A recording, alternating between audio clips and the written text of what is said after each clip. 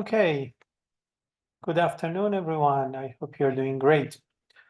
The thing is, before we start the content of today, I want you to please go to the course content.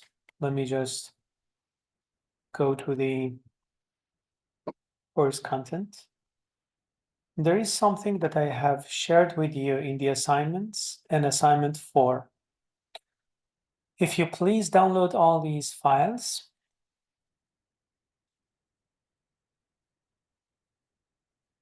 I start with the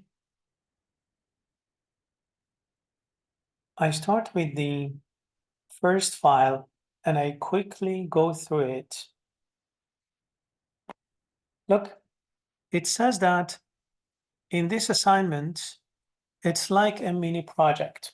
So maybe we freak out that, okay, project, but the good thing about it is you can do whatever you like to do. And you can apply the things or part of the things that we have learned together in this semester.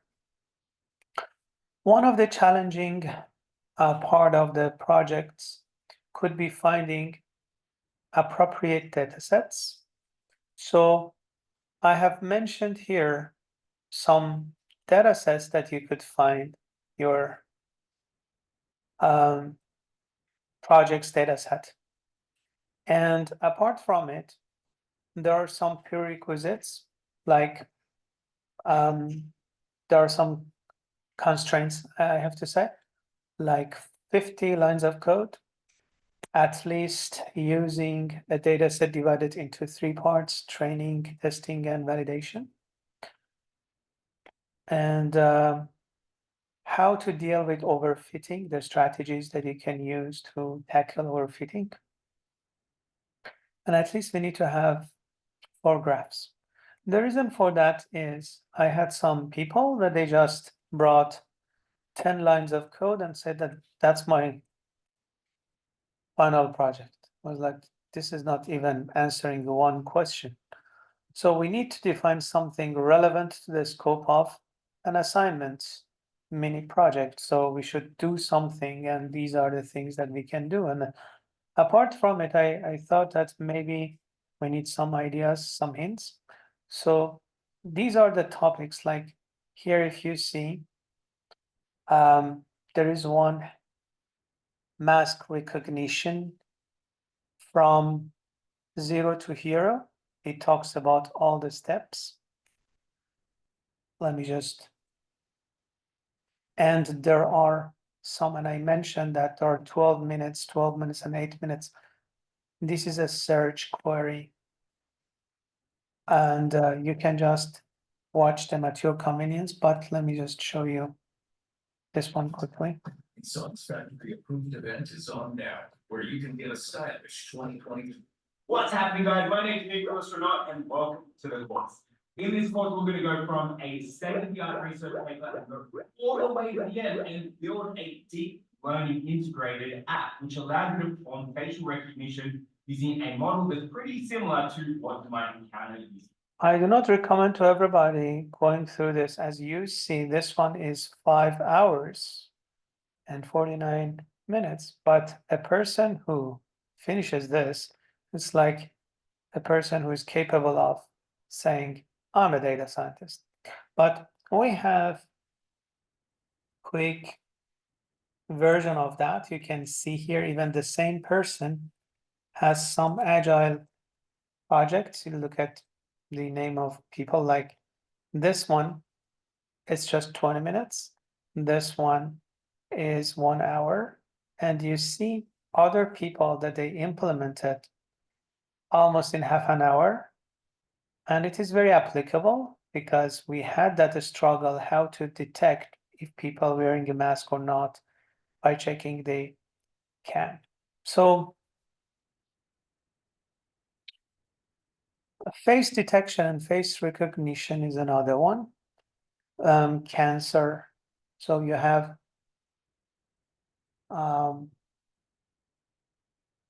thousands of images medical images of tumors, and based on the labels that they are tumorous, they are benign or malignant, sorry. You can just see if they are harmful or they are harmless. And also, I have some videos. The other thing is fake news detection. And we are gonna be close to the time that, especially in the presidential election in the United States, we have lots of fake news. So how can we detect if a news is fake or not, based on which factors? And again, apart from this, if we go to the last file, they are just suggestions. The last file, we have a quick video that we are going to watch together, and the data sets that the gentleman was kind enough to share with us. Let's see.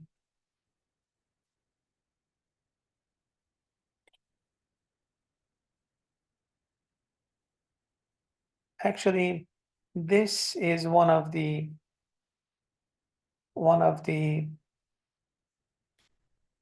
rich data sets that you can find. It has many data sets. And look at here, we have 606, sorry, yeah. We're gonna go through like it's almost 6 hour project. Where you go through this tutorial. I'm guessing going to the tutorial, there's not a lot of room for, I guess, improvisation or making your own code. If you were to do that whole tutorial and you end up with something that is more or less what he showed you to make, is that valid for a project or? Sure. Whatever, actually, as you can see, whenever there is no stress of mark, that is my number. That was my number before. So like 10–15% of people could be interested in a topic, and that is enough for me to be motivated to come to college and share. That's my side. And what about your side? There are two types of people: those who want to get mark, those who want to get knowledge. And if that is the goal, you say that, Reza, I started from here, end up having 30 lines of code, and that's what I can show and demonstrate, that would be more than enough for me. And watching that 6 hours bring you from, if you have no knowledge, brings you to an acceptable level in data science. So if somebody wants to get that knowledge, that's one of the best approaches. And feel free, there are some, actually, I get myself, guys, the problem of our field, maybe the good thing about our field is we get used to always brush on our knowledge. We don't, we never could say that, hey, I'm enough. I learned enough in data science, and let me just have a break. That never happens. All the time we have development, and all the time we need to get ourselves to different courses. Actually, at the moment that I'm talking to you, I have registered myself in 6 different courses. 1 Udemy, 7. So the more that you practice, the more that you can gain. And let's get to the last video, and let's see some of the suggestions that this gentleman provided for us, like 4 different topics. Be free and flexible and creative was really essential to what I wanted to make, and I didn't find a platform that did for me. And welcome back. So in this video, what I'm doing is sharing with you some beginner machine learning projects and explaining to you how to go about solving these projects, as well as including the data sets that are with them. So for all these projects, I have data sets linked down below, so you don't have to go searching for the data sets. You can just download them, use them, and practice right away. And that's the whole point of this video, is to make sure everything is kind of here for you guys, that you can get everything right from this video. You don't have to go searching for how to find this information, this data, which typically is the hardest part when you're trying to practice machine learning. So with that being said, let's get into the video and talk about some machine learning projects for beginners. Before we get started, I'd like to thank Simply Learn for sponsoring this video and providing all of you 10% off their Python data science course. This course is co-developed by IBM. It contains 60 hours of high-quality content, teaching you modules like NumPy, SciPy, Pandas, Scikit-learn, and Matplotlib.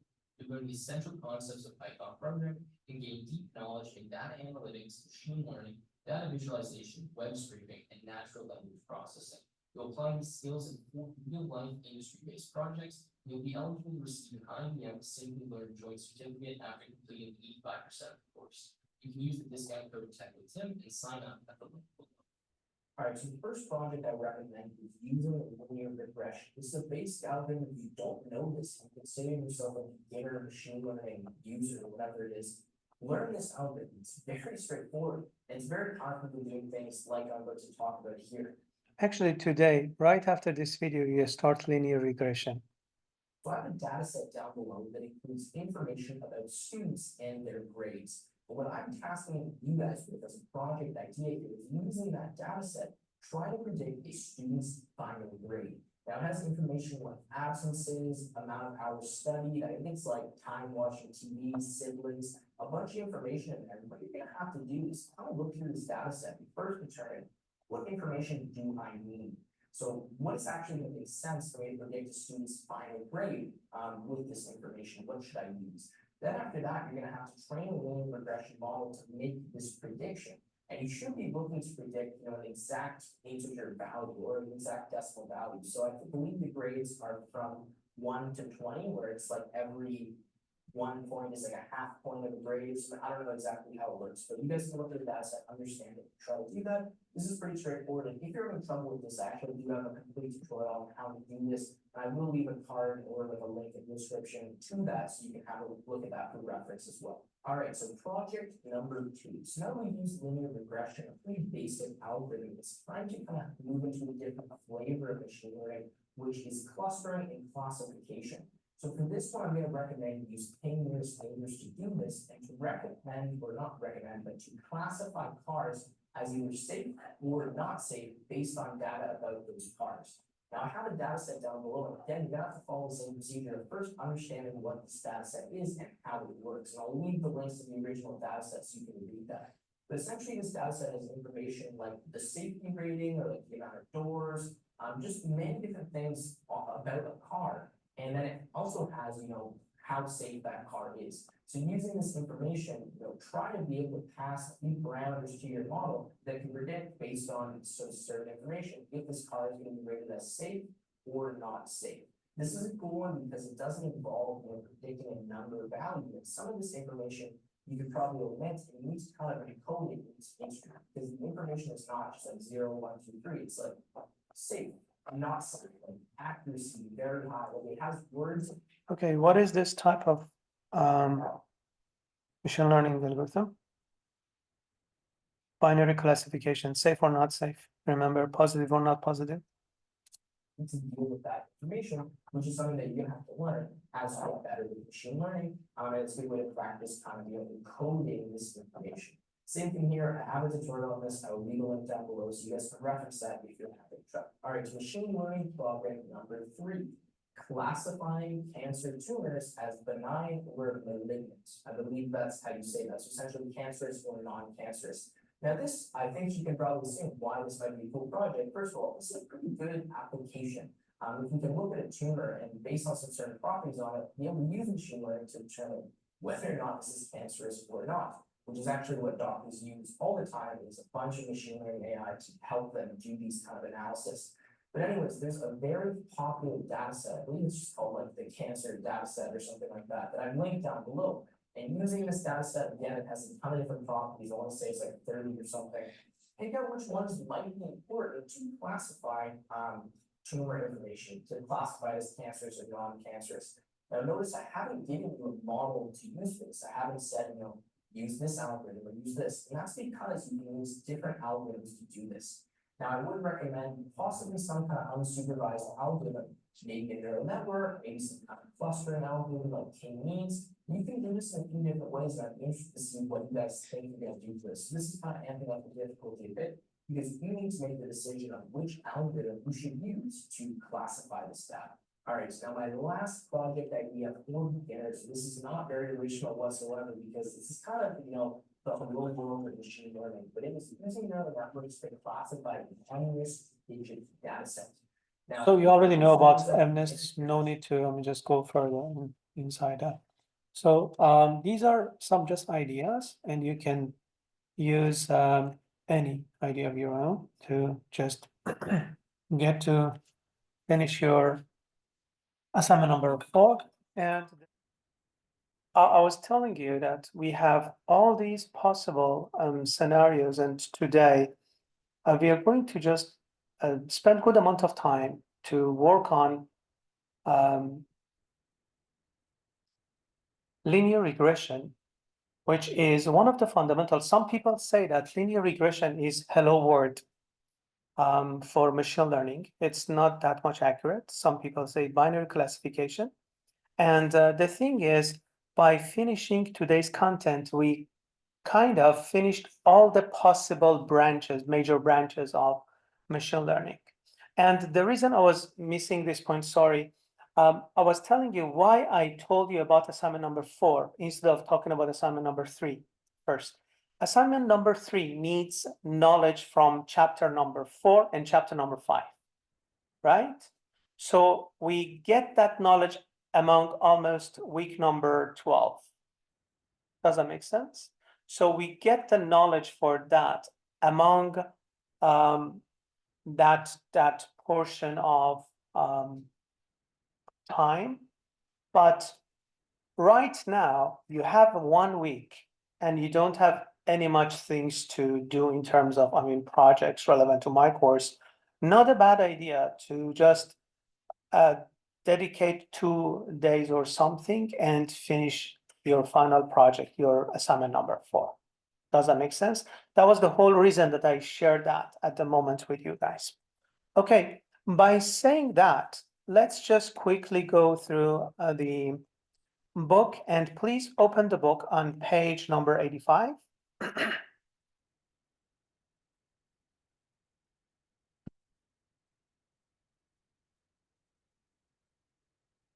So in page number 85, you see that it says predicting house prices, and it says a regression example.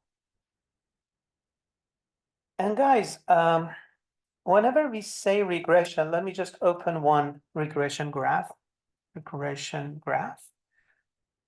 Always we see something similar to these graphs, right? Imagine that we are talking about, I don't know, the size of the house, the proximity to highways, the crime rate and everything. And we have some factors, and those factors provide something on X axis. And we want to see what could be the equivalent price for that parameter. Does that make sense? Or the other thing is the number of hours that you spend to study a course and the outcome that you could get from it. The other thing is the parameters that impact on stock and the price that could be expected to be the next price and so on. Guys, we have one line, and what is that line? Do you recall the name of this line? The best fit line, which is going to be the closest line to majority of the points. Does that make sense, Stefan? This line would be the closest to majority. I'm not saying that to all of them because it's just one line, right? If it was like, what do we call it? It was like x to the power of 2, huh? It was like this, curvy. You could expect to have more maneuver. Or if it was like x to the power of 10, we had 10 curves. But because it is just one straight line, we just have one best fit line. And we try to find the best, which is closest to the majority of the dots. Does that make sense? Okay, by saying that, this is one of the things that you're gonna see pretty soon in the quiz. But before this rectangle, which we are going to have in the quiz, let's just see. The 2 previous examples were considered classification problems where the goal was to predict a single discrete label of an input data point. Another common type of machine learning problem is regression. And look at this one. Regression consists of predicting a continuous. It's not, guys, the opposite of continuous is that discrete labels, right? We have true, false, and discrete labels, cat, dog, 0, 1, 2, 3, different stairs. But here we have a kind of range. We do not have just one point. So we have continuous values instead of discrete labels. Everything is clear so far? Yeah. The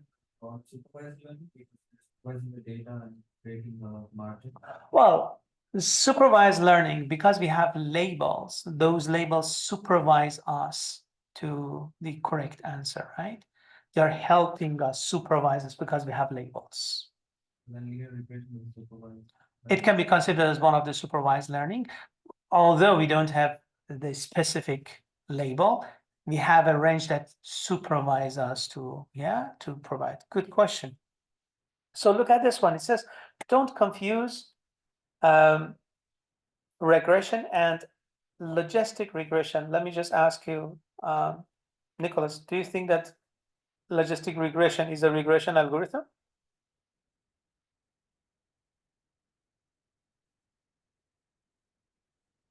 Exactly. It's not.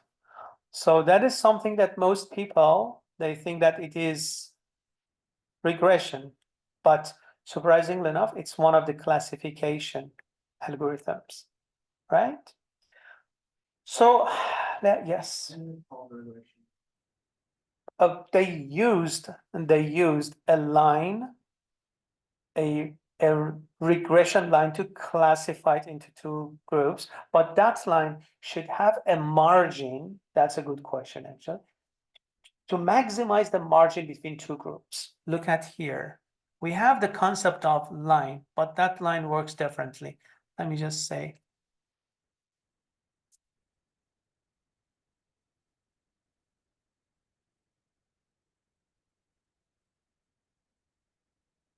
Do you see this? We have the concept of line, but it's going to say whether the output is 0 or 1.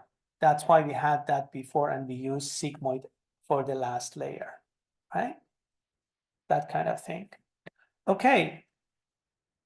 Everybody, please, you can download this file to ease the job for you from the, if it works, please. Yeah. If you go to the course content and then go to chapter 3, Boston housing, you see that?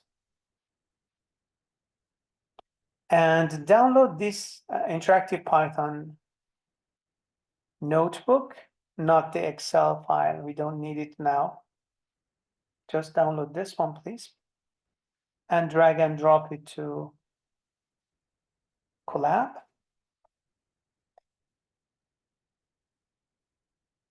And then my suggestion is just go to runtime, say run all, and it's going to take something like half an hour to finish everything. So the best is just to start running it now.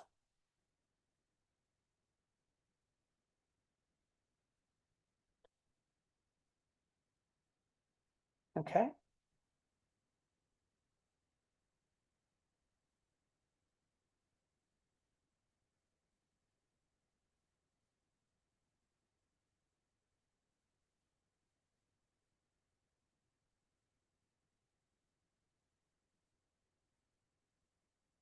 Whenever you could finish it, whether people at home, whether people here, finish uploading the file into Lab and then running, please give me a signal. People at home type 1 again.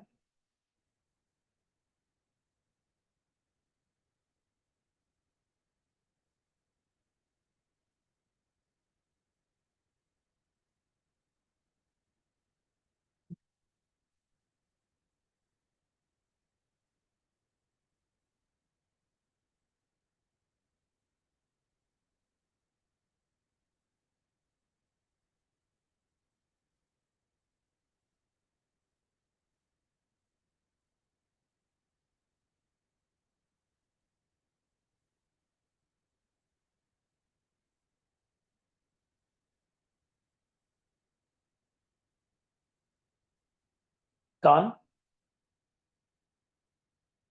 No, just start running. Did you start? Okay, that's it. Because it takes half an hour, especially one of them. Let me just go through the book. So as you see, the very first part we download, this is one of the classical data sets, but Boston Housing, and it's a data set from mid 1970s. And look at the difference between what we had before in this specific data set. The overall number of rows is 506. Means just we have just only 506 samples. And out of that, 404 of them, 404 of them are used for training, and 102 rows are used for testing. So let me ask you one thing. Do we have huge number of samples? Okay, the samples are very limited. The question is when the number of samples are very much limited, what is the major challenge and major problem? Lovely, because you have limited number of samples and you don't know what should you do if you come up with a kind of case that you haven't seen before. It was not among your data, right? Because your model is trained based on limited number of possibilities, right? And imagine in that case that we have only 404 samples, and they say, you know what, let's just put aside half of it for training, half of it for validation. Do you think it is rational? Does it make sense if you just, for instance, we have just 400 some, and you say 20% of it for validation? It doesn't make sense, right? We have limited number of samples, and what if we just ignore part of it for validation? At the same time, we want to see where should we stop. Do you remember that validation showed us before it shows, okay, more than 5 epochs wasting the energy, overfitting, and it's not going to work fine with unseen data. We need that scale. We need that ruler to say stop up to this line. What is the solution then? Guys, I'm going to tell you the solution. The reason that I'm asking, it comes from the point that if I start telling you the solution, easy come, easy go. But if you just challenge yourself by, okay, now that's the project for me. What should I do? If I give you the answer after that, you're going to just remember it forever. Yes. I'm pretty sad last step. It's like when at that amount of epoch or the next epoch when it starts performing worse, like for the validation. Lovely. We are gonna stop when it starts working worse. Correct. But that is when we have enough number of data, Rachel, to put aside one part for validation. Here we have lack of data. What could be the strategy for that? I think we have using the same data we have, like now, and we can randomize the data set and ask the. That's a very good guess. Similar data. But what do you mean by similar data? So for example, right now we have a data and we have a target. We have, And sorry? We have the target. And the target is the one that we're going to be predicting. So using that, we can ask the models and we can generate randomly numbers and say like, would this be able to, like, would the model be able to recognize this as the data and say, no, is it wrong or is it right? I very much love the answer. Let me tell you why. This is actually the approach that people follow in master and PhD. We do not have all the time data sets that we expect, right? Guys, did you get what Pawan was kind to share? He said, let's generate the data. Okay. And actually for many things, like for instance, you want to simulate the data center's performance. We don't know data centers like Google, Amazon, how many servers they have. They do not give us exact numbers. Sometimes they reveal some part of the information. For such cases, we mimic the data. We say that imagine that, and we use some theories and series to mimic the things. But the reality is nobody values that much when we mimic the data. We don't deal with original. Yeah. Because always they say that. I remember that one when I wanted to publish one of the papers, and I said, my model works the best like this, and because and the person said, hey, come on, you generated your data, you made your data work the best with that model. I was like, okay, right. You know what I'm saying? So you can just claim when you deal with real data. The other problem is if you just change a little bit of data that you have in hand, technically you leak the data to the test part as well, right? Or to validation as well, because it is generated based on this data. We don't want to have that link. That's another problem. But the answer for some of the data sets is like this. Imagine that you want to have cat and dog. The data set contains cat and dog pictures. You have just 2,000 pictures of cats, 2,000 pictures of dogs. Kind of limited. What can you do to enrich your data set? Then you are right. We imagine that we have a cat like this. We just zoom in to have a big face of a cat. And then we zoom out to have a little, means we are gonna fill the corner of the picture with the same color pattern, but we zoom out, so we make the face smaller. We tilt the picture to have a cat head like this, so we technically made 10 pictures out of just one picture. 10 pictures out of one picture. We make technically 20,000 samples instead of 2,000. It works for such data set, but not for this. Anyone has any idea? Okay, how about this? Look at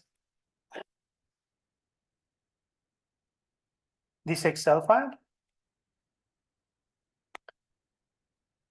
In a normal case, to just show you, it's 1 and it is 2.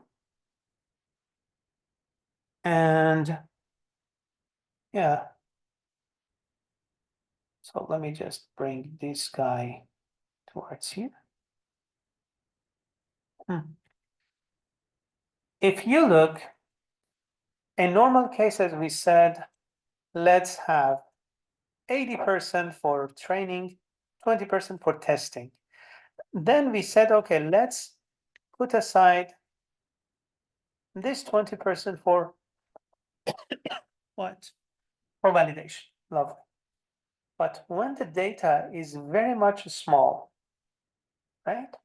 Like imagine that the whole data is like this. What we technically do is we are going to imagine that we split our data 404 rows into 4 parts. 1/4 of it, 20%, 25% of it is going to be used for validation, and the rest would be for training. But look at this point. We are going to do, we consider this as one entire project. We go through it, for instance, 100 epochs, I don't know, 30 epochs, 20 epochs. Imagine that we don't have any future, and we calculate the validation score for us. Guys, which one is more important? Accuracy of the training part or accuracy of the validation? Definitely validation, because this is going to how to perform with unseen data. Does that make sense? So we do it, I don't know, 100 epochs, 20, 30, whatever. Then we are gonna say, okay, bring that back bring that back to the training data set and take the next 25% off. Does that make sense? And then, so this part plus this part would make the overall training, and that 1/4, 25% would make the validation. And we are going to do exactly the same, I don't know, 100 times 100 epochs to train the system using that 25%. But wait, we are going to do exactly the same thing 100 times. We bring this guy back to training. We take the next 25% off. And the training would be this part plus this part. And finally, we are going to have 75% of the data, first 75% as the training, and the last 25% as the training. And we do that 100 epochs as well. And we calculate, we have validation for the first 100 epochs, we have validation for the second, third, and fourth. What could be the best result? The first one, the last one? Just answer this, and I'm gonna dedicate the time to your question. Just first this one. Guys, which one would be the best validation score? Yeah. Yeah, third one. None of them. But the average of them. You can't say this is the best, because how do you know that your unseen data would be like this part, the first column?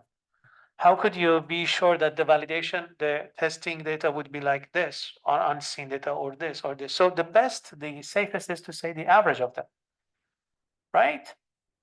So the idea is like this, guys. You have a bag, you take one part of it as a validation set, you train your model with that, you test with this one, you bring back this portion inside the bag and take the other portion and do this till you finish. We call this, for instance, because we have 4 here, we call this 4-fold validation. We call n-fold validation, or 10-fold validation is one of the most famous. But right now, please. In the first part of the data set, we said we're going to be splitting one part. And in the second part, we're going to be using that in the data for the training. And then we're going to split up another part of the validation. So in the first part, like, wouldn't the second part of the validation be part of the first part of the training data and it's already seen? So how can that be used as unseen data, because it's already, the model has already seen it? Okay, look at it this way. Forget about anything. Imagine that we have a complete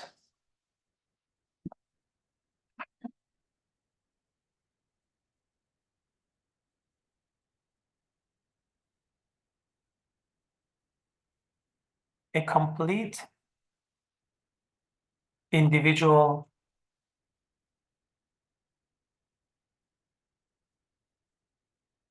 project. And that project is this. You have one data set.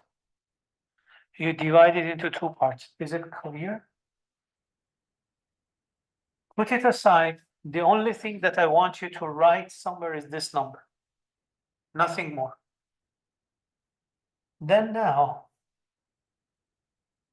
forget about that. You had that before. Start from the scratch. Isn't this part of the previous set? No, it is, but what makes it new? I say start the model from the scratch. Start the epoch number 0 again, just the data set. We always use models, right? Imagine that this model, this model now, this 100 epoch uses this part as the training, this part as the validation. Finish. The only thing that I want you to write somewhere is this number. It has nothing to do with the history of the previous. Nothing about the future. Okay, so every time we use a new data set, it's gonna. We use the same data set, we use a portion of it, we don't have anything to do with the previous validation and the things, we just keep those scores. We train our model based on this validation, the rest training, write your numbers and How does the model know that this is a new set? Because we are saying it's new data, but wouldn't it be able to differentiate that, oh, it's the same database, I've already seen these values before? you go towards, okay. Listen, Pavan, I gave your answer the way that, imagine that you have one and you just need one number. Put it aside, throw it away out of the window. This is a new. After 100 epoch, you just need to have one score. Keep that. Imagine that, I'm saying, imagine that. And you say how it is implemented, it's inside the code. You need to spend time to go and read it. And we are going to do that together. But if I go deeper, it's just kind of neat. Okay. Look at this one, please. Everybody see what is the shape of the train data. 404 rows, 13 columns. About the test, 102 rows, 13 columns. Look, how many columns it says we have means how many features we have, 13. Can you take a look at the columns for the first sample? Everybody, go to, look, still, we are in line number 44, cell number 44. Look at this one. The train shows we have 404 rows, 13 columns. And if you say, show me the train data of the first row, these are the numbers. What do you see here? Are the numbers in the same range? Yeah. Check Boston House data set and see what are the things in the Boston housing.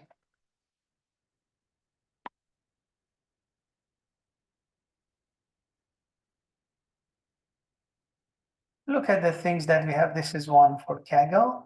The other one is,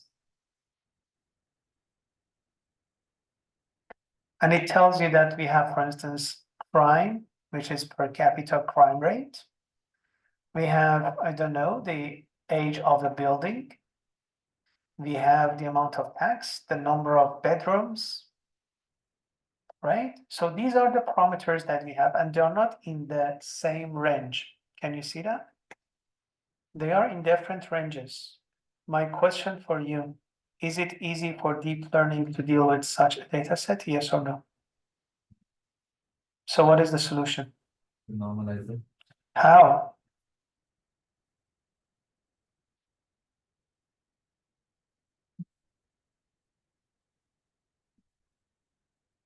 Python does like works easy between 0 to 1 value and try to minimize the data set like the values between 0 and 1. Normalize it between those values. Okay, how to make it between zeros and ones. One of the approaches is, yeah, dividing by the maximum number. But look at this one.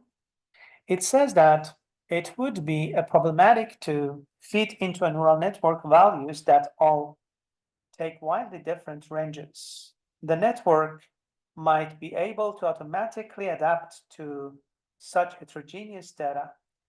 It would definitely make learning more difficult. A widespread best practice to deal with such data is to do feature-wise normalization. And how this works, let me just show you one example. Guys, do you see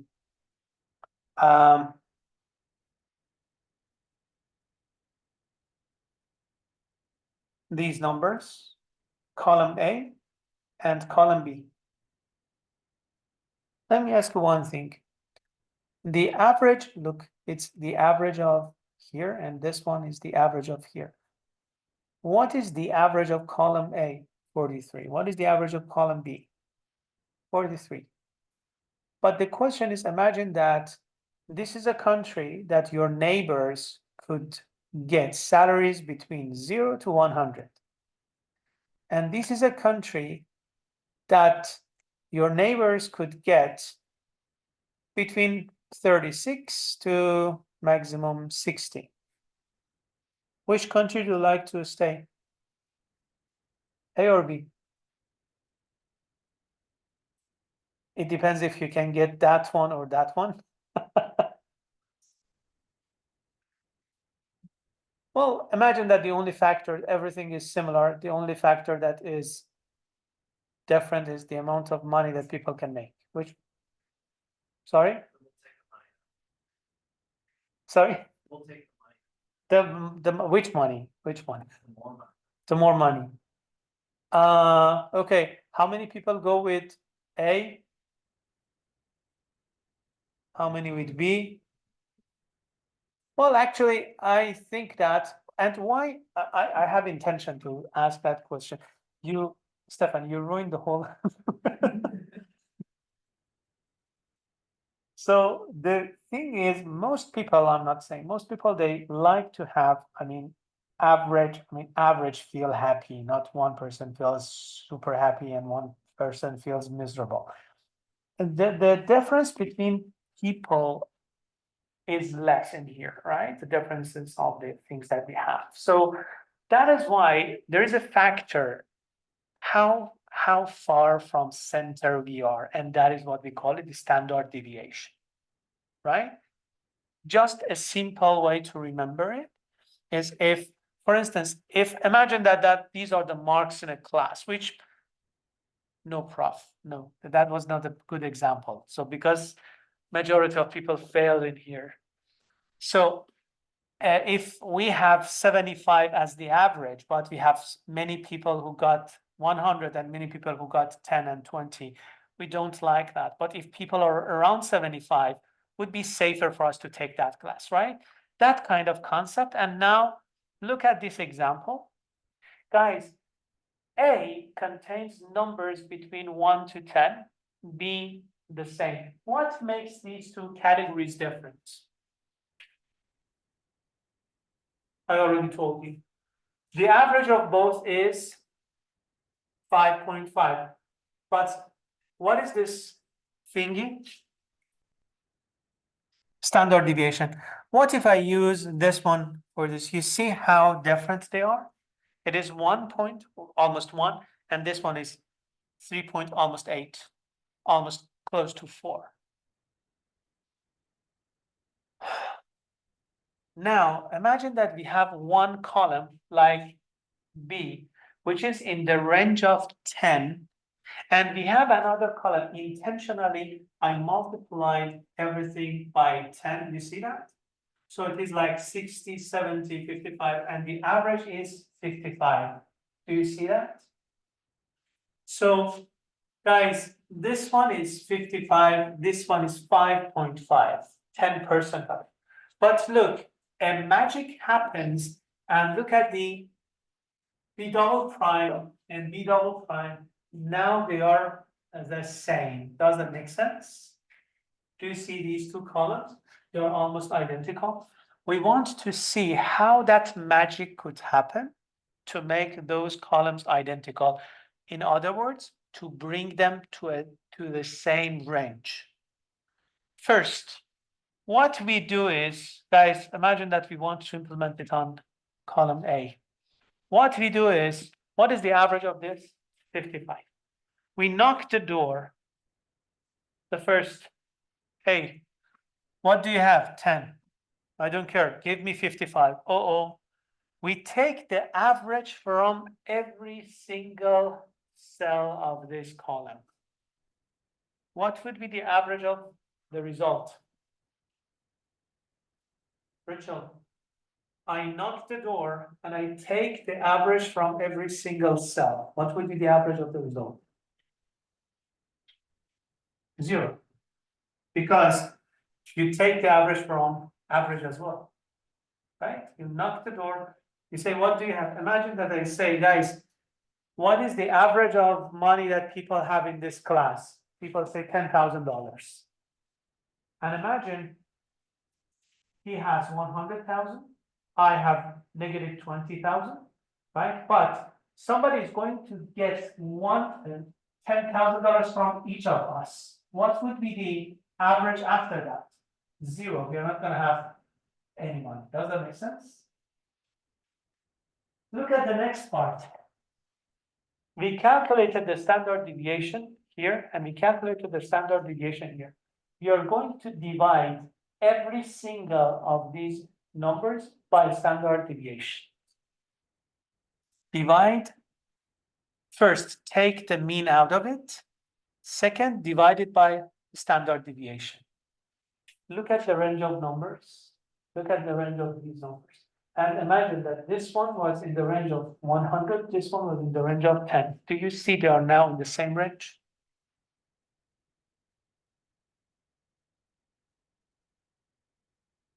Yeah? They're the same.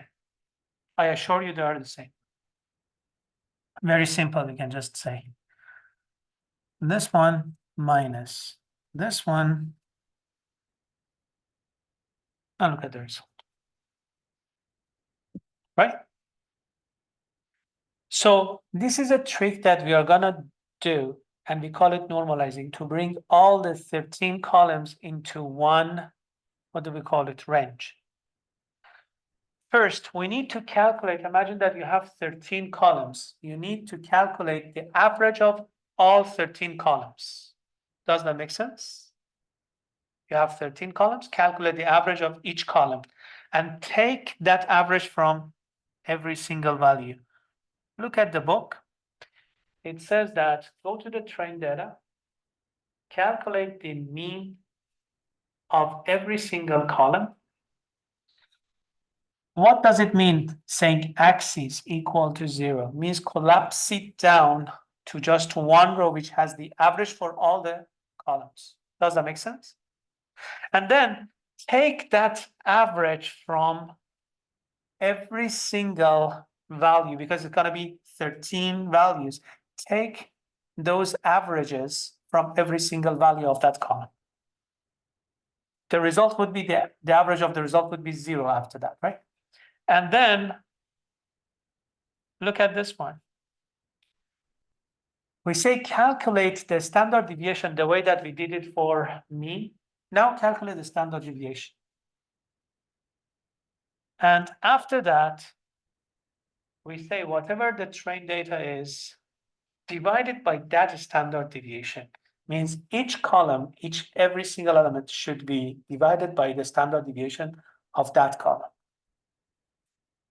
The way that I showed you. So after this, we are going to have 13 columns that they are in the same range, like left B and right B. We had them in the same range, you remember? My question for you, why here for the test data, we didn't calculate the mean, we didn't calculate the standard deviation based on that. We use, again, the train data as mean, the train data as a standard deviation. Why? Why we didn't say mean train, standard train, and calculate test, mean, standard, or test, standard deviation? Mean data and we calculate that one. For the unseen, we are trying to normalize that and convert into the value. Good answer. Think about it a little bit more. What did we say before about training and testing data sets?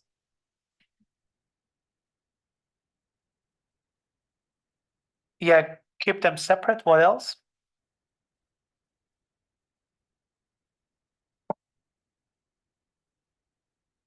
What else we said? We said we do not engage them into calculations at all whatsoever. We just use unseen data to see how our model works. Huh? We shouldn't bring it into calculations at all. That's the major thing. What else we can learn from it?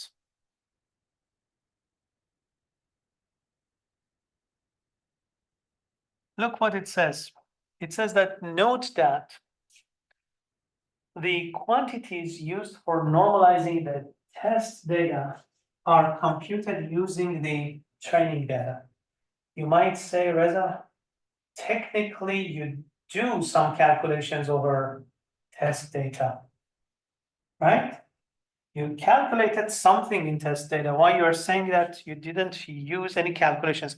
We just normalized, we made we just scaled the test data set. We just did that. I repeat it. We just scaled the data set. We just scaled the data set. We didn't do anything to leak information from train to test or the other way around. If it was between 100 to 1000, we just brought it between 0 to 2, for example. And even for that, we didn't use, it says that you should never use in your workflow any quantity computed on the test data, even for something as simple as data normalization.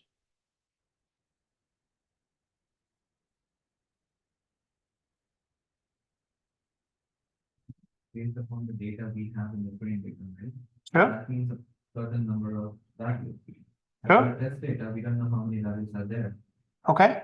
And since the mean is part of different data which has a certain number of values, how would that mean be able to calculate, normalize the data of the test data? Because those values are completely different and the average will be different. Good question. I just give you one simple answer. They should be in similar range. Like in the Excel sheet, how we show It shouldn't be like one is in the range of 1000, the other one, the average of that should be in the range of 100,000. They should be similar. Would I be able to, would it be okay to use the concept when you showed in the Excel, like when you have tens and then hundreds? And we use like. The same concept. Yeah. Yeah. Correct. Okay, now we get to the first question of you, how we are going to implement that. So in this code and in the next part, we technically answer those two parts. But everybody, please, first, it says that in general, less training data, as two of you already said, less training data you have, the worse overfitting, as Stefan said, will be. And using a small network is one of the ways. Okay, if your data set is limited, how can you tackle overfitting? One of the ways, I'm not saying that we are going to learn some strategies, at least 4 strategies in the next chapter. But one of them is having a smaller network. A small network is one way to mitigate overfitting, right? So by small network, it means the number of hidden layers. Sorry? By small network, it means Yeah. the number of layers. It says the network ends with a single unit. And no, okay, look at here. How many hidden layers do we have? 2 hidden layers. How many neurons do we have? 64 and 64. Quite simple, right? We don't have any sophisticated network here. And one question for you. Look at this one. What is the output? Right. The price. Predicting the price. How many neurons do we have for the output? 1. Because we are going to have one price for a house, right? We are not going to have several prices. We are going to have one price for the output. What is the activation in the middle layers? Obvious value. What is the activation for the last layer? Guys, what was the activation for positive, negative data set? You remember? What was the activation when we had positive, negative? It was sigmoid. What was the activation when we had MNIST or Reuters?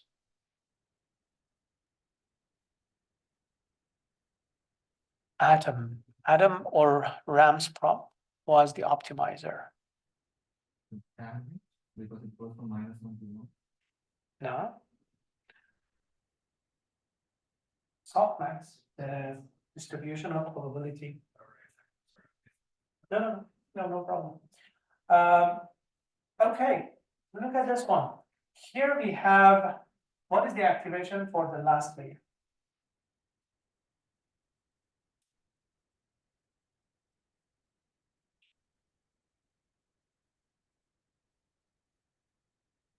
Do you have any activation for the last layer?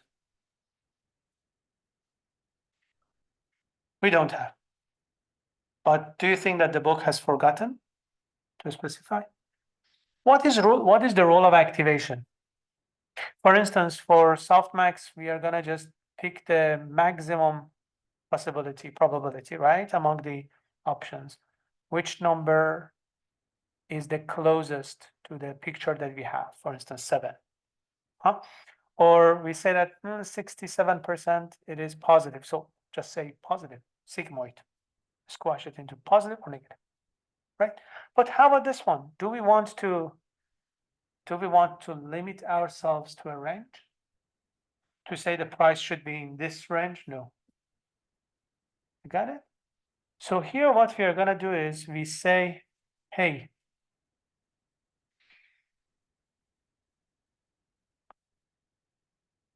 just based on the parameters that you have, predict what could be the possible price finish.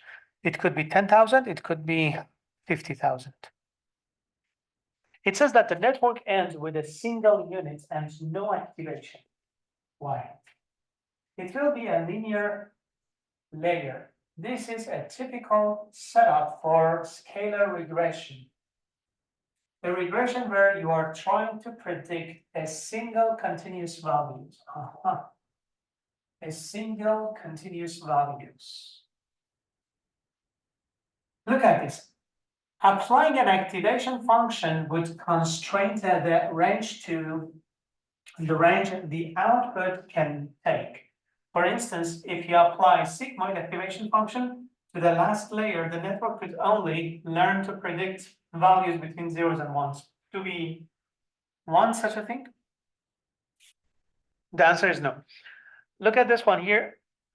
Because the last layer is purely linear, the network is free to learn to predict the values in any range.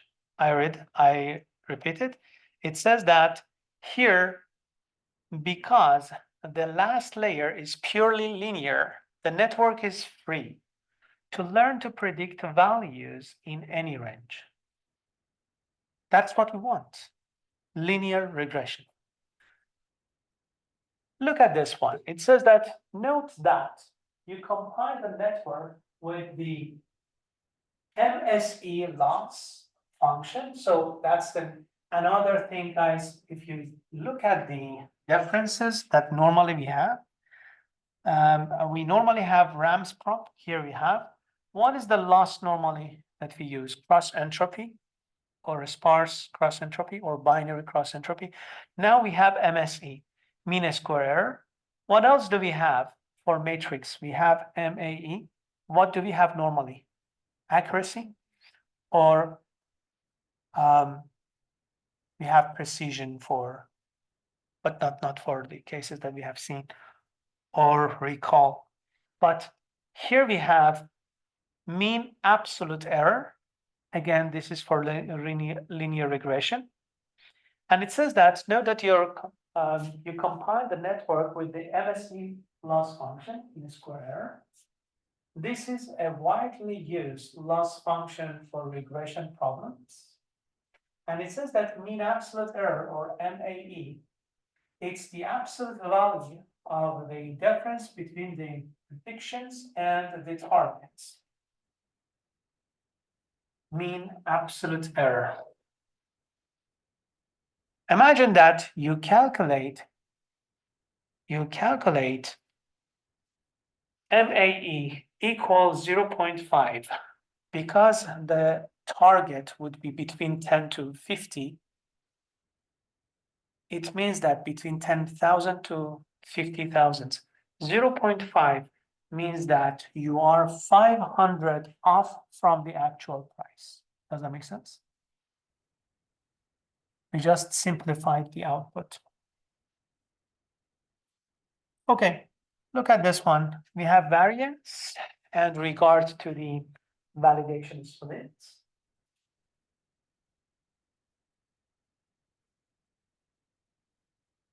We want to, this is the question that they asked you. We are going to use the best practice. Let me just read the whole paragraph. It's exactly what I asked you and you answer. This is that to evaluate your network while you keep adjusting its parameters.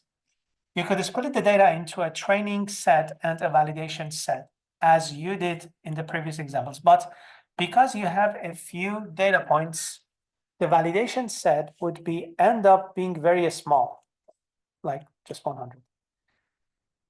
As a consequence, the validation score might change a lot depending on the data points you choose to use for validation. So it's going to be high variance, and which you choose for training. The validation score might have a high variance and with regard to the validation split. This would prevent you from reliably evaluating your model. That is why we use this architecture that I have already told you. We pick the first, for instance, 1/3 of the data as the validation. We use the rest of 2/3 for the training. We bring back that as the training and we pick another part as validation. And we do the same thing for the last attempt. Guys, every one of these lines, imagine that 20 epoch happens. We calculate the validation score 1. Okay, forget about it. Imagine that we have a brand new problem statement. Calculate validation score 2. Forget about it. Imagine that you have brand new validation problem statement, and you calculate validation score 3. Does that make sense? And then you're going to calculate the average of final scores, and it's going to be the closest possible validation score. Everyone, do you know what are these lines? Please just spend a few seconds. And let me get back to see if it is done.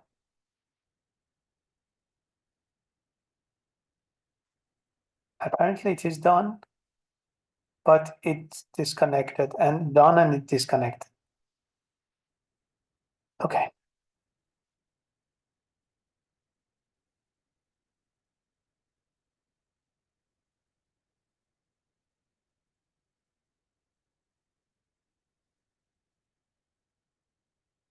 How many training data we had? Okay, so instead of just saying len train data, I'm going to just say 404. And if I say k is equal to 4, what would be the non-val samples? Tell me. Let's see. Oh, I didn't use the NumPy anyway. So as you said, it's going to be 101. What if I have 403? What would be the output?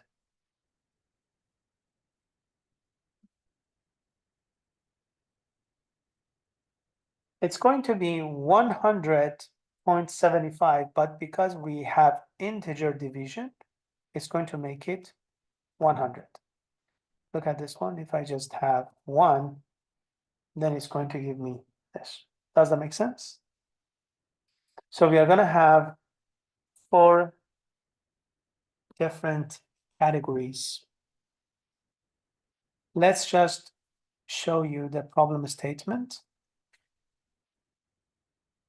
Imagine that we have 404 rows. We want to fetch the first 100 as the, tell me, as what? Validation, and the rest as the training, as you see here. Let's see how we can do that. Guys, make sure that you get this part of the book if you want to talk to your neighbors for a few seconds, and then we are going to go to the next.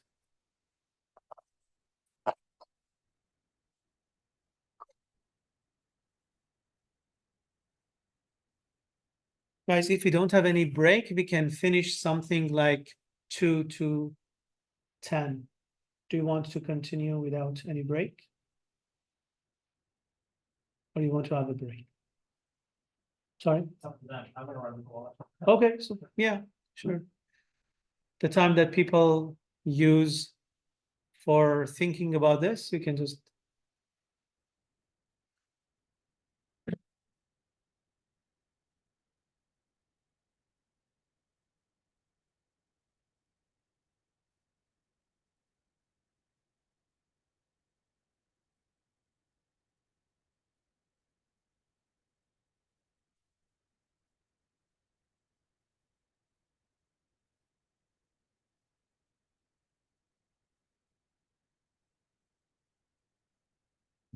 Yes. There is no default activation function in a network, like in a neural network, when we try to add the layer. ReLU is something that you mostly use, but it's not default. Like, for example, right now we didn't specify, so it wouldn't take values. No. When they say default, it's like we need to specify. It's the most True. common view. It's the most common, but we don't have any default. It's better to say to go activation function. Yeah.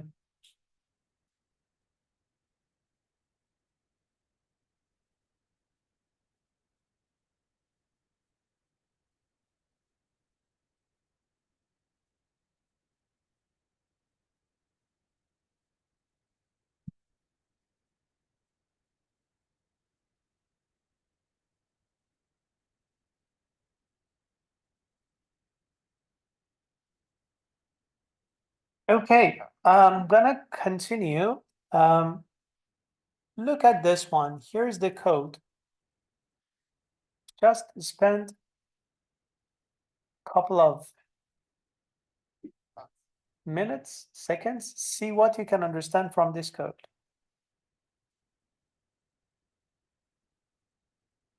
And this is an important code. This is how to implement. That's kind of your question, Owen.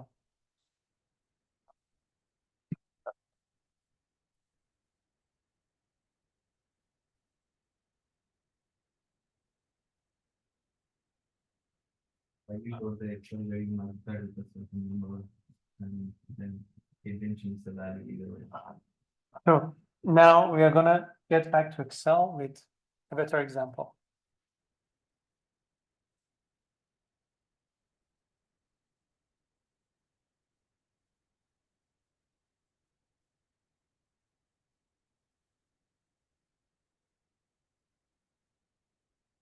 This is 2 minutes break.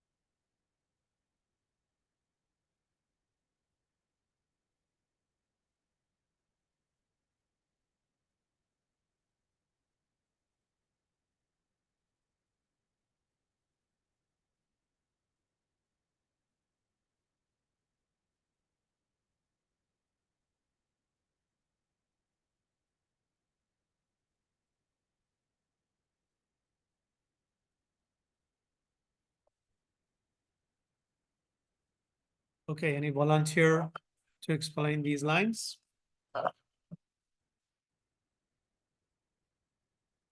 Okay, look at this one. What is the for I in range K? What are the numbers? 0, 1, 2, 3, but not 4. I'm gonna bring this Excel file, and now it can help us a lot.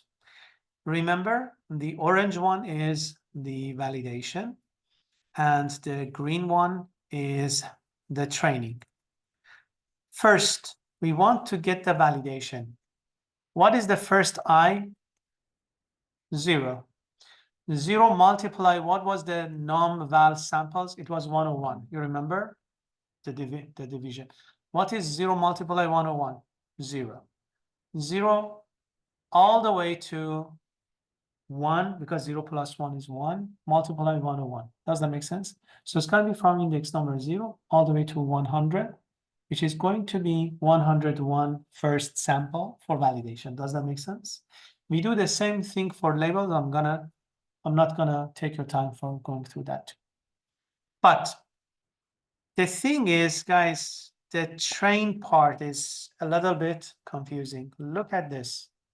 For the first part, do we have anything before validation? We don't have anything before validation. Do we have anything after it? Yes. Look at this one. We say, what is this? It says that from 0 all the way to 0 multiply non-val samples. Please tell me.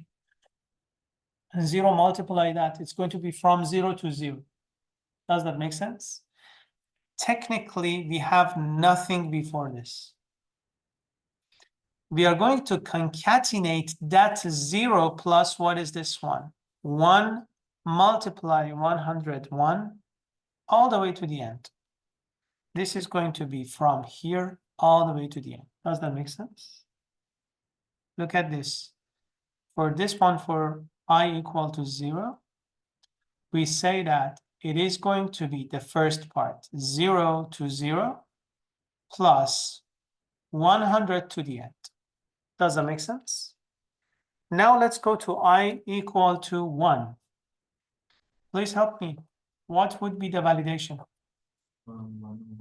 From 101 to 202, but not including 202, right? So it's going to be 101.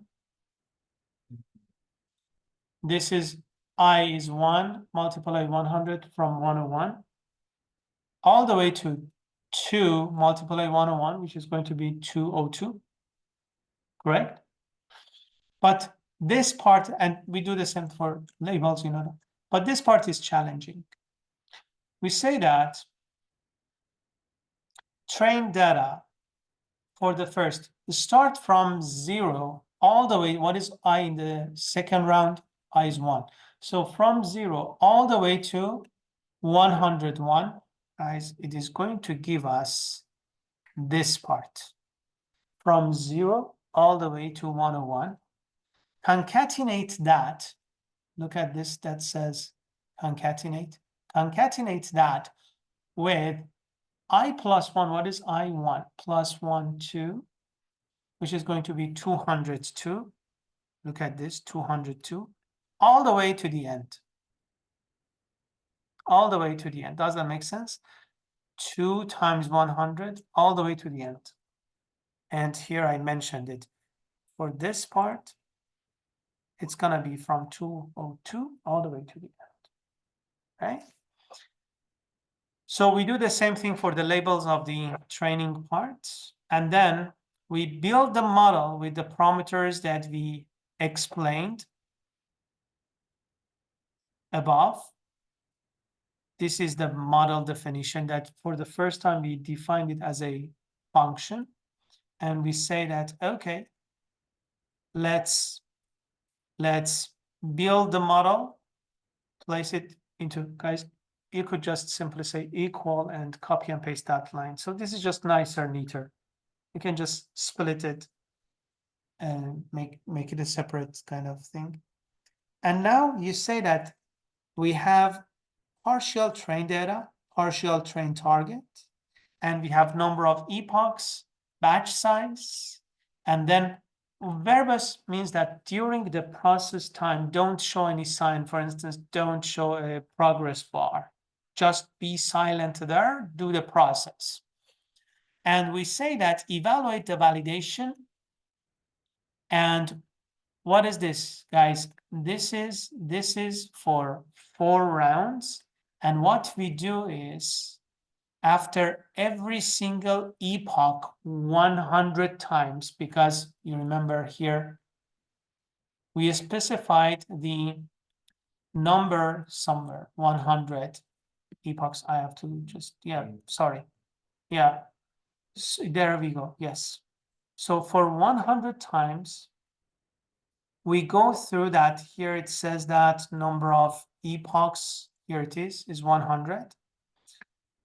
And after doing that, whenever we go through this, we grab one validation score and we append it to all the scores.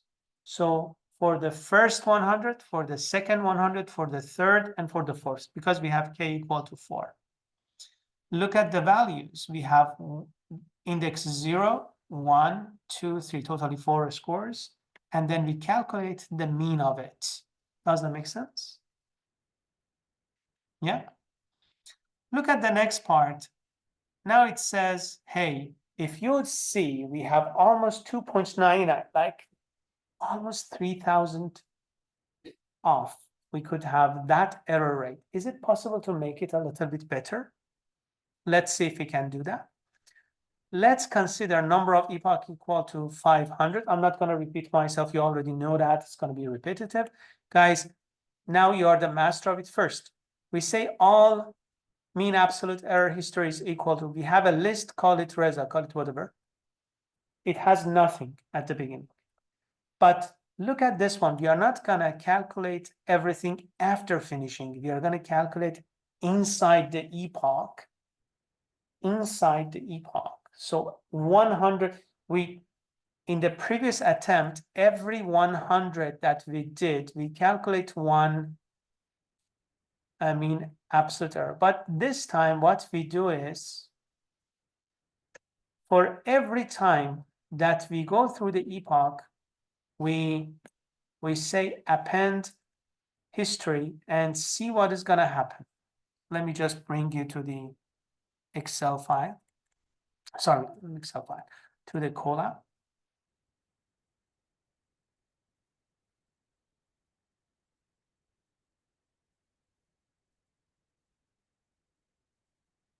Look at this one. Here we are. It's page 88. We calculate, and it says that what we do to just show what we are doing, we say processing fold number 0, processing fold number 1. And guys, how many epochs in this thing happened? You remember? 100.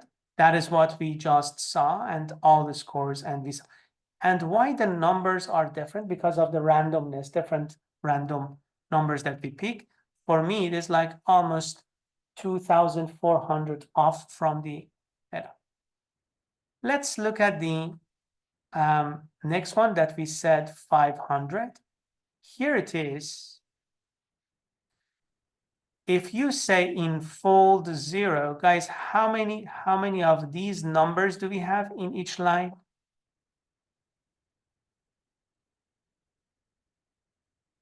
We have 500 epochs, right? We have, guys, don't worry. Do you see how many fold we have? This is 4-fold cross-validation, right? So we have 4-fold. It's not like we call it k-fold validation. We have 4-fold validation. We do this 500 times. So we are going to have, for epoch number 1, this is the accuracy that I have. For epoch number 2, for epoch number 3, and look at this. And that is the last epoch, epoch number 500. Does that make sense? Yeah?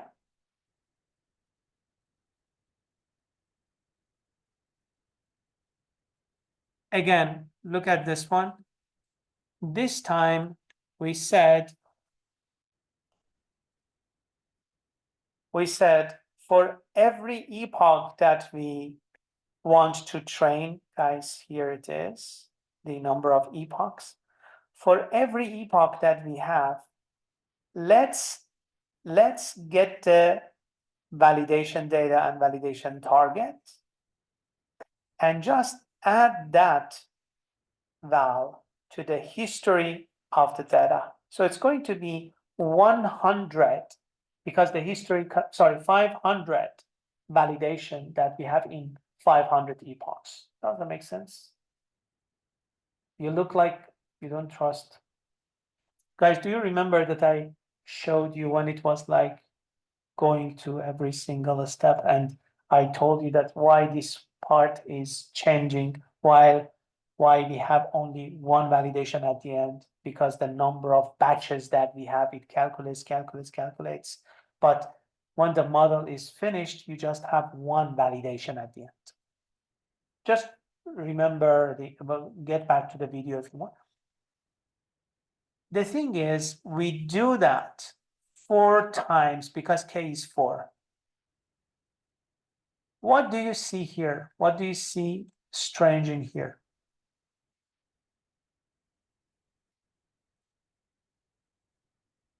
The first round, the first epoch, the error is quite high. We are quite off from the perfect answer, right? Look at the epoch number 2. Still it is high, but a bit better. Look at epoch number 3, epoch number 4. Intentionally, I'm asking you to just look at them. They are almost in a different range, but after 10 epoch, you see they are almost in the same range. After first 10, it's like, it looks like there was a noise and now we have a smooth kind of graph. Look at this. This is something that I didn't very much like, the way that book told. If I say calculate the average of all mean histories, guys, this is all mean histories. What would be the average? Let me ask you a little bit clearer. What if I say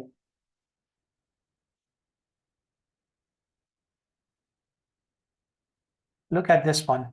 I go all the way to the beginning. Do you see that we have 2 brackets? What does it mean? It means that we have start here and we end up here. Means that we have 4 rows and in each row we have 500 values, right? Awesome.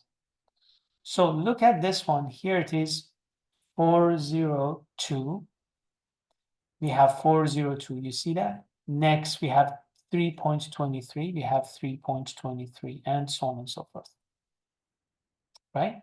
So we start from here. We end up getting there. Okay. What we need to do is, if I tell you, calculate the average based on every single row, what should be the axis? Exactly, because we are going to have one column at the end, and they're going to fold into one column, every row just one. But what if I want to say, hey, calculate the average of epoch 1 of 4 different rounds. You remember that we talked about this? 4 different rounds. Now calculate the average. What should be the axis in that case?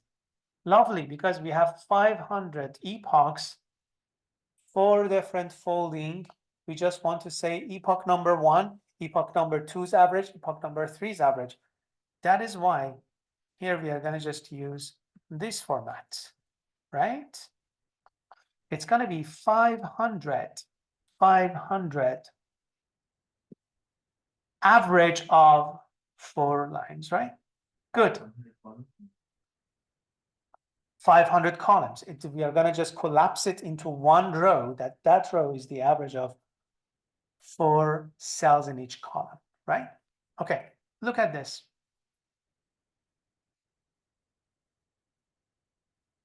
This is the worst way that somebody can tell, and that's actually what happened in the book. It's, guys, it does exactly the same thing, but in the worst way that we can explain it. This is something that all of you can relate to and do it. Say, hey, we have all those things, calculate the average based on columns, collapse it. Here it says, for I in the range of 500, means from 0 to 100, 499. Look at this. It says that for every, it should be row to make it more, to make more sense.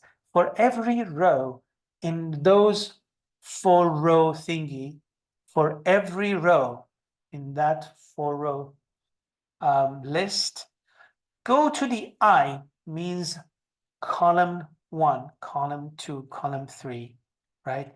And calculate the average. That is horrible, simply. It takes lots of effort to understand what is happening here. Again, we have range of 1 to 500, right? For 500 epochs that we have. And here we say, for every row that we have in here, go and calculate the average for xi, means everything in that column, everything in the next, and so on and so forth. Longest story short, guys, the result would be something like that. If I plot the number of epochs and the average mean absolute error history, can anybody tell what is happening in here? Yeah. The score, validation score of each epoch. As you see, and as I emphasized in the question that I asked you a few minutes ago, the first 10 epochs are very much off. They look like a noise, and then we have and we cannot understand what is happening, because the best is to get rid of the first 10. Huh? Let's look at this one. The book said, let's just go to this one. Yeah. It says the first 10 data points, which are on a different scale, let's just omit them and replace each point with an exponential moving average. And I actually know this like back of my hand because that was part of my study. I'm going to tell you.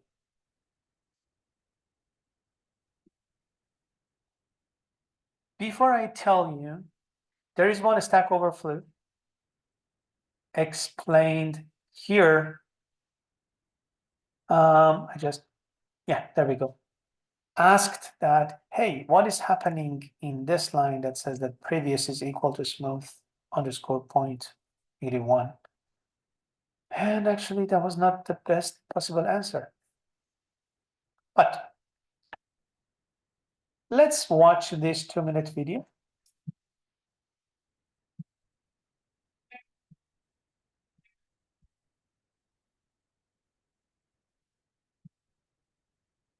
Everybody, don't pull us for profits run, and I want to talk to you about the exponential moving average, which is a commonly used indicator. Here I'm looking at a stock chart of LCC, US Airways Group, compliments of freestockcharts.com. And I have plotted here with the solid line, a simple 50-day moving average, and with the solid blue line, a simple 20-day moving average. Now, what's the exponential moving average all about? Well, that's plotted here with the dotted line. So there's a 50-day exponential moving average here. And the dotted line here is the 20-day exponential moving average. Now, there's a different formula, of course, to calculate the exponential. Guys, do you see that here we have those sudden changes, but we want to see a kind of trend, right? We don't want to have those kind of sudden changes. We want to make it smoother. How can we do that? Every point that we are in, we are going to consider a weight of history, right? Means that, okay, whatever we had before, just consider that. Give a weight to it, like 50% to the history, 50% to the current value. Or maybe 20% to the history, 80% to now. Or the other way around, like 20% to now, 80% to the history. And in that case, we are not going to be very much detached from our history. We're going to kind of link. You know what I'm saying? If the values are 500 different values, we don't know the connection. But what if I say, what I am now is a result of the things that happened in past. So I'm the continuation of that. Let's just bring the weight to past experience. That's actually is the definition of Key this. to really know is that the exponential moving average is more sensitive to the front end prices and its average. In other words, with the 20-day exponential moving average, the more recent prices are going to have a heavier weight to the calculation than the earlier prices. Whereas with the simple moving average, every price for the past 20 days is treated equally. So you have heavier weight on the exponential on the front end than you do with the simple. That's why, as you see, as the market's dropping here, you see the exponential average is dropping faster than the simple because of that front end weighting. Likewise, when it was moving up here, you see the exponential, the dotted line, climbing more quickly than the slower moving, simple moving average. Which one is better? That depends on your trading method and how you use these indicators. One is not better than the other. Thanks for watching this video, and I hope you enjoyed it. For more free training. Okay, so let's get back to here and see the code, and we are gonna explain it more thoroughly.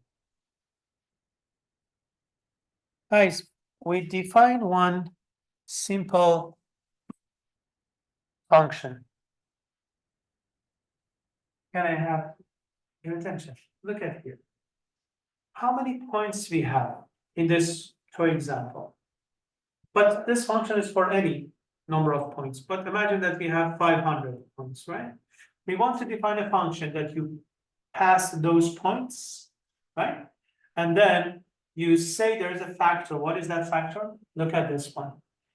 Guys, for every point in points, at the beginning, we say that a smoothed points means after applying that impact of history. At the beginning, how many elements do we have there? Nothing. Then you pick the first point. For every point in points, the first point. Do we have anything there in the first attempt? Yes or no? No, we don't have anything. We don't have any smooth point because at the beginning it was empty. In that case, we go to the else. We say, okay, for the first point, please append that to the first unit out of 500. Does that make sense? Yeah? I repeat it again. For the first line, for this one, we are gonna say we have nothing in the smooth point. Because we don't have, if we say for every point in points, do we have anything in a smooth points? If a smooth points, No, we don't. Then we go to else. So please get to the first point, whatever it is, and say that is the first element of a smooth point, right? Now the second round. In the second round, do we have a smooth points? Yeah, now we have. From now till the end, the answer would be yes. Does that make sense? So what we do actually is we are going to say, hey, the smooth point, now we are in point 2, right? We pick number 2. What is a smooth point? -1. That was the first point. Call it previous. This line says, hey, call the 1 point before this previous. Multiply that previous by factor, means 90% weight to the previous, plus 10% to the current point. Does that make sense? And keep going like that. Then point number 3, what would be the -1 for point number 3? It's going to be point number 2. So the smooth point number 2. Call that previous, apply that, give 90% weight to that one, and then move forward. So it's going to be very smooth kind of movement. You're going to apply that. Look at this. We say, hey, do you remember average history that we had? And it was that kind of thingy. We say first, let's cut the first, let's cut the first 10, and we start from 10 all the way to the end. Do you remember that we said we are gonna just cut the noise part kind of? And then we get those numbers and we pass it to a smooth curve function. So it's gonna generate 490 smooth version of the points. And we place them into smooth MAE history. And in that case, you see, it is going to be way smoother compared to this. Does that make sense? It's like taking that 10 part out and make this smoother to understand what is happening actually. And look at this one. It says that this time, guys, for you, I'm not sure, but I ran this several times. This one, the best is something like 40. Today, I ran it, it was like 60 in the morning. Now it is like 40 for me. Last night it was like 80. And the book actually shows, and that is because of randomness. Yes, the book shows that 80 is the best as well. So it says that according to this plot, validation MAE stops improving significantly after 80. So after 80 bucks. Past that point, you start overfitting. Guys, it shows what? It shows the validation data set, means after that it's gonna get worse. The best is to stop here. The best result would be epoch number 80. For me, epoch number 40. So that is why in the last part, it is going to say, okay, let's build the model again. And we say that the train data, the train target, epochs 80. For me, I should say 40, for example. What is batch size? It was 1. Means that get 10 information of the, get 16. Get 16 rows of the house information, and then the variables don't show anything. So this time we are gonna get a batch of houses. And after finishing this, we evaluate the test data and the test target the way that we did before, and look at the result. It gives us a better, now we are almost 2,500 off. It was 3,000 before. So now it's a bit better. And if you want to wrap up this part, we could say regression is done using different loss function. Like we said that it is mean square error. Is a loss function that we commonly use. Also, for the metric, instead of saying accuracy, we use mean absolute error. When features in the input data have values in different ranges, what should we do? We just make them in the same range. We call it normalizing, right? And then we said when the data is little, we use k-fold validation. And we saw how it works. When little training data is available, it is preferable to use a small network because with a small chunk of data, we can easily get overfit. So the best is to simplify your model by having less number of hidden layers and neurons to avoid severe overfitting. The last part of the chapter talks about, it says that chapter summary. You're now able to talk about three major ways of machine learning. One is binary classification. The other one is multi-class single label classification. You remember that? Reuters. The first one was IMDb. And the last one was a regression, which we just saw, Boston Housing. And it says that you'll usually need to pre-process the data before fitting into your neural networks, the way that we did it today, for example. First, we scaled them all using that, calculating the average, taking it out from every single cell, and then divide them by standard deviation. It says as training progresses, neural networks eventually begin to overfit and obtain worse result on never before seen data. Whether we want it or not, after passing the underfitting era, we get to overfitting and it works not the same way with unseen data. If you don't have much training data, use a small network with only 1 or 2 hidden layers to avoid severe overfitting. And if your data is divided into many categories, just be careful of not having so limited number of hidden layers in the hidden neurons and neurons in intermediate hidden layers. It's going to make information bottleneck.